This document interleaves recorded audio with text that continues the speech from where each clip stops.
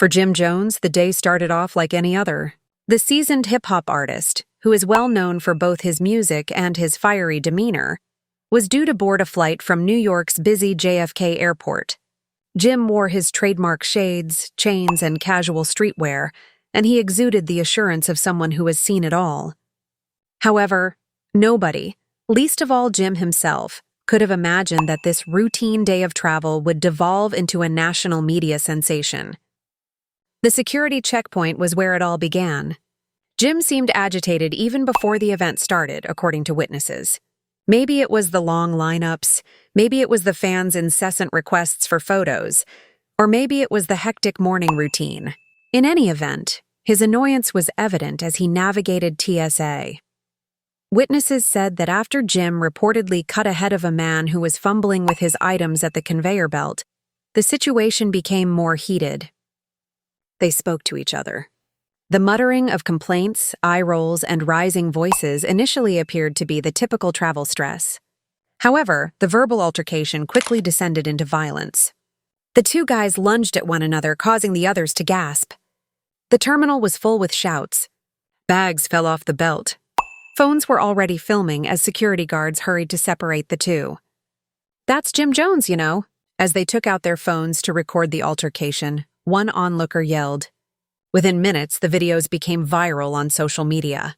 Jim was seen in the footage swinging back, obviously attempting to defend himself as the cops dragged him away. Police from the airport flooded the scene. Officers quickly brought Jim to a holding room as he was shackled, his arms behind his back.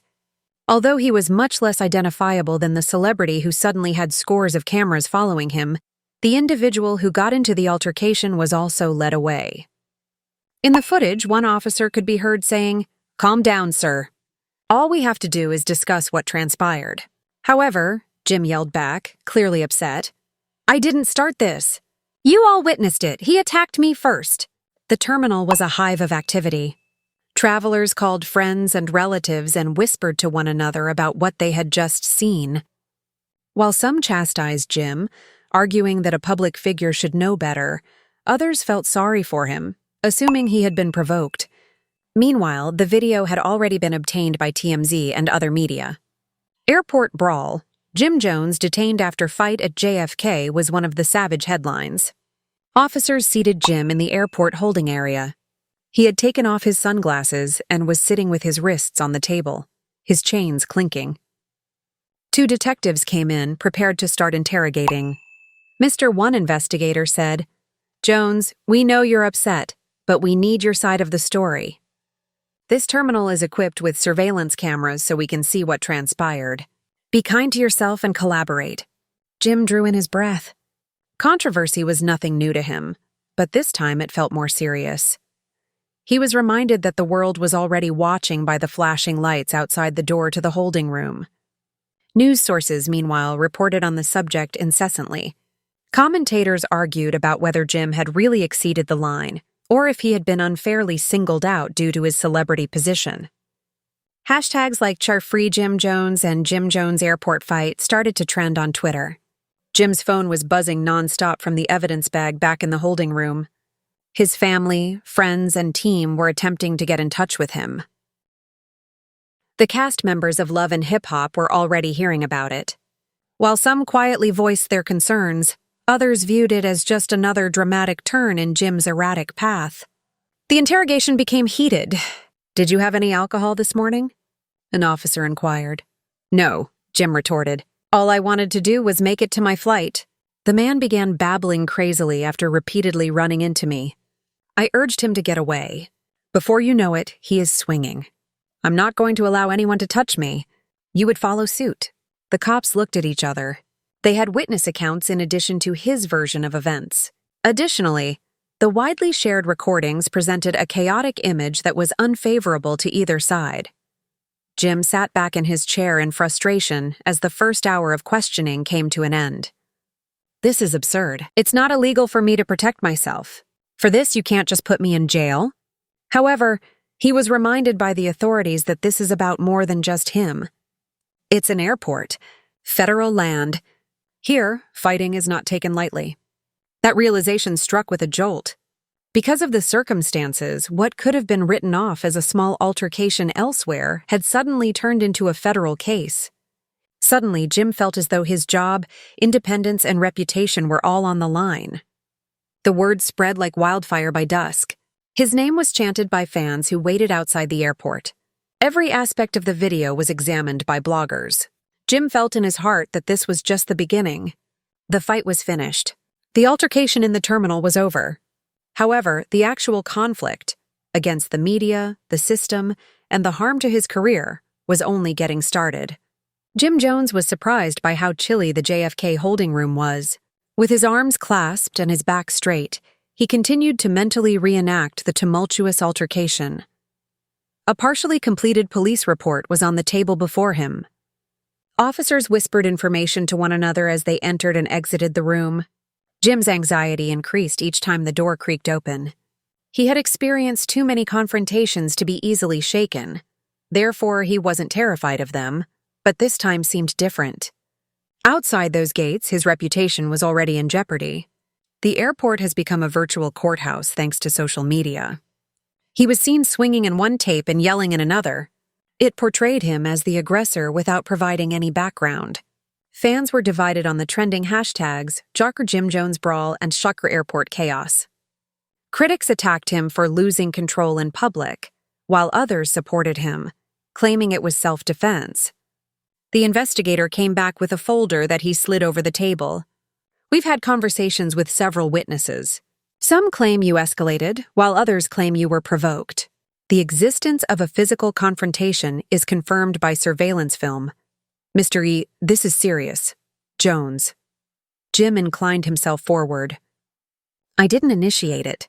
You know that dude was in my face first, and you have cameras all over the place. His tone conveyed both annoyance and resolve. However, the officer's composed response, intent doesn't matter here, broke the tension. The location is important. You're not on the street or at a club. This airport is a government facility. That makes all the difference.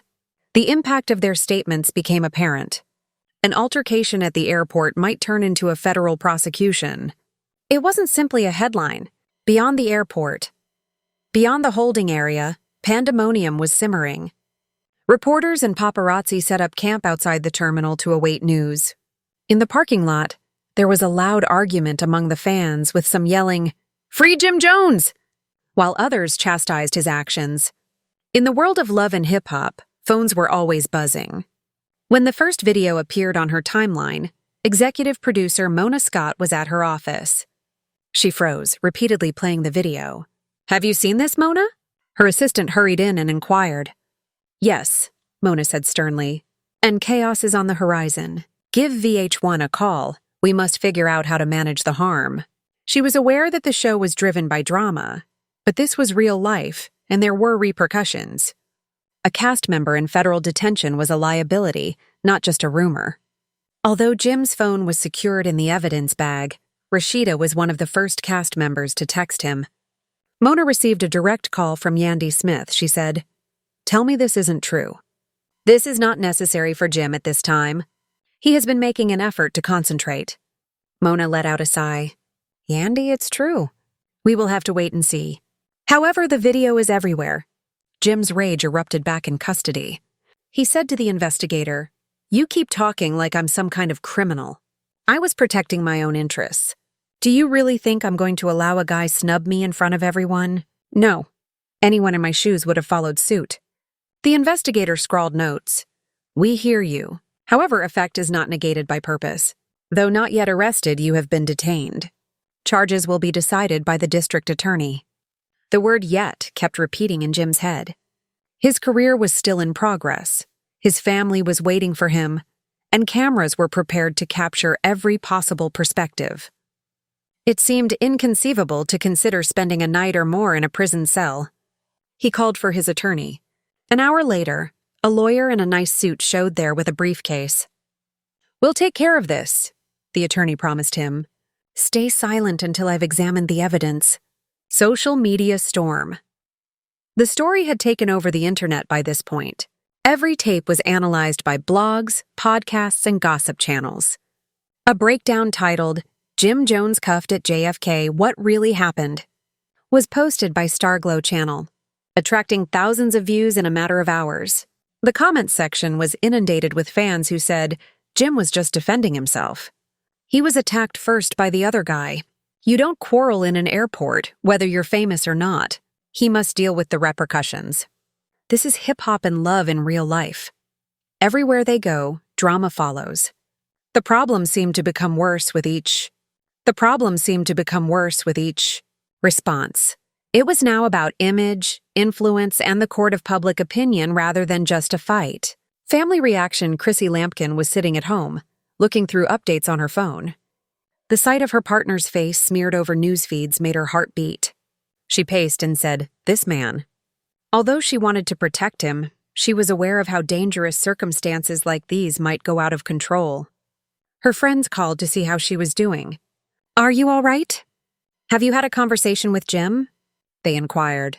"No, but I'm going to find out what's really going on," Chrissy said. "He is not deserving of being portrayed as a criminal. Not after all the effort we've done." Her voice wavered with concern and rage. She was aware that the system had the power to magnify even the most minor occurrence. When Mona returned to her workplace, she had to make a choice. The network wanted to know if filming might be in danger because of this. "We might turn it into a plot," one executive proposed. Mona, however, shook her head. "This goes beyond television drama. This is lawful. We wait instead of taking advantage of federal cases. We might discuss it on the program if Jim leaves any time near. However, we must safeguard the brand at this time." Mona was unable to deny the obvious, though.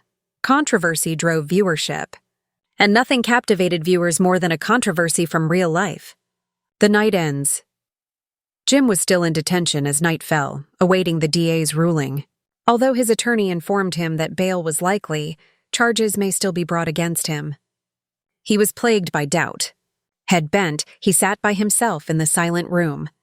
The self-assured swagger had vanished for once. His profession, his family, and the headlines that were already outpacing the facts were all he could think about. The night sky was illuminated by the flashing lights of the reporters' cameras outside. Jim went inside and braced himself for the storm. Because the fight was ended, but the consequences were only getting started. When Jim Jones finally heard the words he had been waiting for, "You're being released on bail," it was past midnight. His attorney whispered firmly as he leaned in. "The DA's office is proceeding, Jim, but you'll be out tonight. You might be charged for disturbing the peace and disorderly behavior." The cameras are already outside, but nothing has been verified yet. "Remain composed," Jim gave a nod. Although he had previously been in the spotlight, the stakes were higher this time. This was about his independence, not about music or the drama of love and hip-hop. The roar of flashing lights and reporters' queries erupted around him like thunder as he passed out the precinct's side exit, protected by his lawyer. "Jim, did you start the fight? Was there another traveler involved? Are you concerned about going to jail?" Jim remained mute and looked straight ahead. He had been indoctrinated by the lawyer to refrain from making any words or responding. But his pride cried out inside. He realized that keeping quiet was safer, but he still wanted to defend himself and show the world that he wasn't the one who had attacked.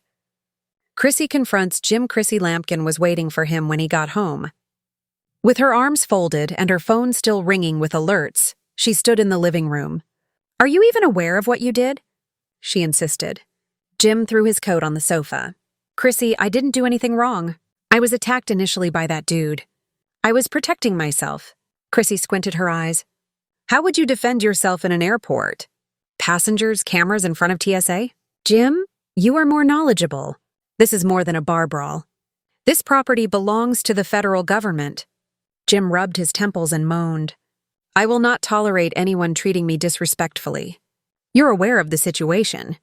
Chrissy became a little softer. "Jim, I know who you are. However, I am also aware that the system is unfair. They won't witness a man standing up for himself. They will see a famous person causing difficulties. And now, for all the wrong reasons, your name is popular." The room became strained. "We've worked too hard for you to throw it away over one moment," Chrissy said, her voice breaking. Word of Yandy Steps. In swiftly circulated across the love and hip-hop community. Having a lengthy relationship with Jim and Chrissy, Yandy Smith was unable to remain silent. The next morning, she gave Jim a call. "What happened, Jim?" Yandy inquired, her voice a mix of worry and annoyance. Jim answered, "You already know that the media is distorting it. A man approached me and I dealt with it." "Handled it?" Yandy yelled. "The entire world is watching you now while you're in the midst of a legal issue. Are you aware of your appearance? Your name is already being tarnished by others." Jim added, "They'll see the truth," after being silent for a moment. "I'm not worrying." Yandy wasn't persuaded. "Jim, don't try to hide it. It's not all about you. It concerns Chrissy, your family, and all those who are associated with you. Everything might be lost with a single misstep. The history, the conflict, and the unsolved allegiance struggles were all repeated in the tension between them. Though she wasn't scared to inspect him, Yandy did care. In the meantime, Mona Scott sat among VH1 officials in a boardroom doing calculations. The screen repeatedly displayed clips of the altercation at the airport. With anxiety, one executive remarked, "This could ruin production." "Or it may boost ratings," Mona retorted. "People are curious about what will happen next. However, we cannot act carelessly. Before determining how to include it, we will let the actual tale to unfold. Since Jim's life is now making headlines, the audience is looking for authenticity. Mona has a reputation for transforming drama into prime television. However, she was also aware of the thin line between reality TV and actual repercussions. "We need to talk," she wrote Jim shortly after picking up her phone. "It's about your future, not the cameras." Social media explodes. The conflagration grew on Twitter and Instagram. Every moment of the video was examined by bloggers. Like wildfire, fan theories proliferate. Some said Jim was the aggressor, while others said the other man instigated Jim. Timelines were inundated with memes, some of which ridiculed the event, while others used the hashtag #CheerFreeJimJones to express support. Hour-long analyses were made public by YouTube channels. The true story behind Jim Jones's airport fight. Chrissy Lampkin discloses information about Jim Jones's arrest. Is Jim Jones's drama being used by Love and Hip Hop to increase ratings? Every video received thousands of views, demonstrating once more how entertaining Jim's life was in addition to being authentic. A contentious meeting. Mona, Chrissy, and Jim had a private meeting 2 days later. The room was tense before anyone said a word. Calmly, Mona began, "Jim, you must comprehend the circumstances. The public is more interested in headlines than in context. Additionally, the headline is terrible at the moment." Jim folded his arms and leaned back. "I'm not going to allow anyone to portray me as a criminal. I am aware of what took place," Chrissy interrupted. "And I am aware of what the cameras captured. That is the issue. At this moment, the court of public opinion is louder than the courtroom." Mona gave a nod. "For this reason, you must maintain narrative control. Keep your composure, concentrate, and let your attorney take care of the rest. Don't provide them with additional ammo." Jim shook his head, but he didn't say anything more. He knew in his heart that Mona was correct. The press conference. Jim's attorney planned a quick press conference to get control of the issue. As Jim and Chrissy stood at the platform, cameras flocked to the scene. Jim said steadily, "I want to talk about what happened at JFK. An event occurred. I defended myself after being provoked. I didn't seek out conflict. I will collaborate completely, and I respect the law. However, I will not allow my name to be tarnished. The truth will be revealed." The statement was succinct, well-structured, and direct. As he walked away, reporters yelled questions, but Jim said nothing. A cliffhanger. News outlets broadcast the press conference repeatedly that evening. While some questioned his genuineness, others applauded his poise. As the argument continued, one thing became evident. It was now more than simply a battle. It was about Jim Jones' reputation, legacy, and ability to weather the storm. And the drama was far from ended as the DA's decision loomed. When the district attorney's office eventually declared that Jim Jones would be prosecuted with disorderly conduct and third-degree assault, the tension in New York City reached a breaking point. Early in the morning, the news was released. Every entertainment website had the following headline: Jim Jones faces charges after airport fight. From rapper to courtroom, Jim Jones's legal issues get worse. In the midst of controversy, Chrissy Lampkin supports Jim. The announcement weighed heavily on Jim as he sat at his dining table. With her gentle yet concerned eyes, Chrissy put a hand on his shoulder. "It's real now," she muttered. Jim gave a slow nod. "They're trying to use me as an example." The courtroom battle. There were large crowds during the first court hearing. Reporters fought for position. Supporters carried banners of support, while paparazzi lined the stairs. The mood within was tight. Jim entered the courtroom next to his lawyer, wearing a dapper suit. Chrissy was sitting just behind him, her fists clenched. By claiming that a celebrity should serve as an example rather than someone who throws fists in public, the prosecutor portrayed Jim as an aggressor. Videos of the fight at the airport were shown on a big screen, showing the